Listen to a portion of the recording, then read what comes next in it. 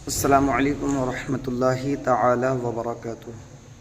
इस वीडियो को आप हज़रात ज़रूर सुने और साथ ही साथ में चैनल सब्सक्राइब ज़रूर कर दें। जी, ये जो गांव गांव जलसे होते हैं, ये गांव गांव जो कॉन्फ्रेंसें होती हैं, ये जो गांव गांव महफिलें होती हैं, आप लोग सच्चाई से बताएं, क्या जलसों की हालत देखकर दिल में दर्द नहीं पैदा होता? क्या अफसोस नहीं होता जलसों की हालतें मौजूदा को देखकर? कभी कभी ऐसा होता है कि कुढ़न पैदा होती है और बाज लोग इस तरह बगैर तैयारी के मैक पर आ जाते हैं कि वो इस्लाम को फरोग देने के बजाय इस्लाम को बदनाम कर देते हैं। जी, क्या बात है। अल्लाह, हमारे पास हमारे मदरसे के प्रिंसिपल हजरत मौलाना जहीर अब्बास साहब कहते हैं कि मैं कुरान पढ़ता रहता हूँ मस्जिद में, जब बात मुकम्मल समझ में आती है तभी मैक पर जाता हूँ। क्या बात, क्योंकि वो इमाम भी है। तो यहाँ जो अइम्मे कराम है, मैं उनको पैगाम देना चाहता हूँ। मैं उनको पैगाम देना चाहता हूँ कि आपको जो महफिल मिलती है वो अल्लामा मुफ्ती हनीफुल कादरी को नहीं मिलती जी। इनको तो शोर हंगामे वाला मजमा मिलता है। ये तो इनका हुनर है कि ये सबको संभाल लेते हैं, मगर जो संजीदा दिमाग और जो संजीदा माहौल इमामों को मिलता है वो दूसरों को नसीब नहीं होता। बहुत अच्छा हजरत, बहुत। मगर हमारे अइम्मा करते क्या है कि जब 11 बजने वाला हुआ तो सोचते हैं कशफुल महजूम मिल जाए, इहयाउल उलूम मिल जाए, फैजाने सुन्नत मिल जाए, एक वाकया मिल जाए, काम हो गया।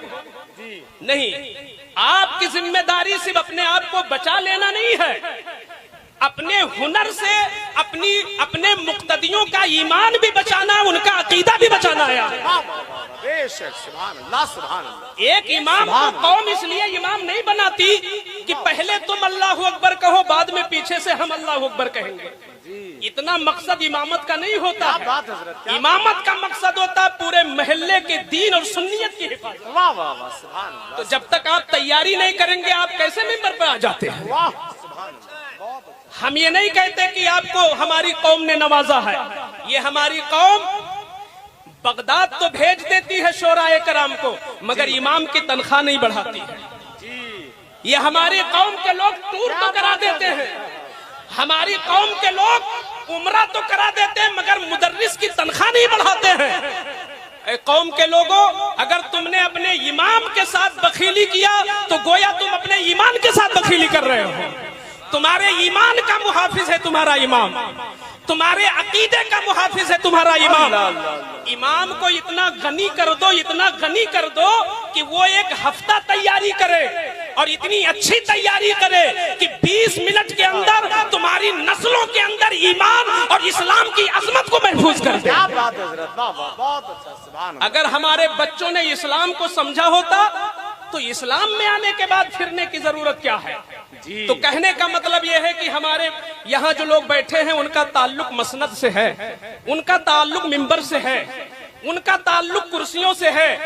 खुदारा आप सिर्फ ये न समझो कि हमने मुकम्मल कर दिया अपना खिताब। एक दिन खुदा के यहाँ जवाब भी हमें देना होगा।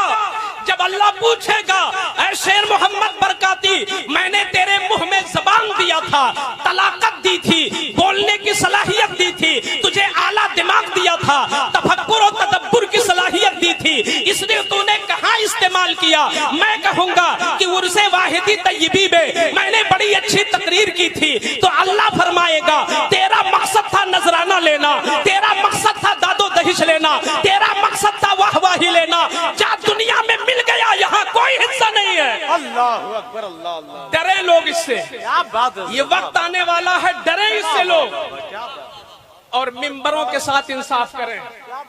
मैं कहता हूँ इस्लाम वो मजहब है जो शादी में फजूल खर्ची भी नहीं बर्दाश्त करता, तो जलसे में भी फजूल खर्ची बर्दाश्त नहीं करता। जी, ऐसा नहीं है कि तुम इस्लाम को ब्लैकमेल करो। क्या बात है यार, वाह वाह। शादियों में फजूल खर्ची जहाँ नाजायज, वहाँ मैं कहता हूँ जलसों में भी बेजा फजूल खर्ची के लिए तुम पकड़े जाओगे कयामत के दिन।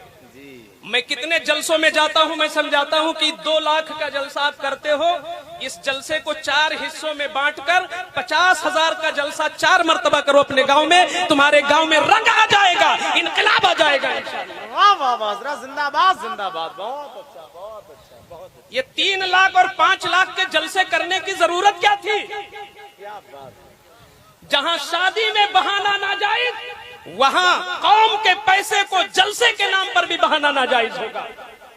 आप जलसे को सस्ता करो, हल्का करो, नफा बख्श करो, हर्जा कम हो, खर्चा कम हो, नफा ज्यादा हो। हम जितने लोग यहां बैठे हैं, हम जाते हैं गांव में, लोग कहते हैं हजरत इस्लाहे मुआशरा पे बात करें, तो उनसे मैं कहता हूं तुम सुधर जाओ, हम सुधर जाए, यही बहुत बड़ा काम हो जाएगा। अगर जलसा कराने वालों की समझ आ जाए कि जरूरत कितनी है जलसे में और किसकी जरूरत है, कब जरूरत है, कैसी जरूरत है, तो मैं समझता हूं बहुत बड़ा काम हो जाएगा। आज इसी को नहीं समझा गया तो अलमिया है कि 20 साल से रबीउन नूर का प्रोग्राम कराने वाली कमेटी ना हुजूर के अब्बा का नाम जानती और ना हुजूर की अम्मी के नाम जानती।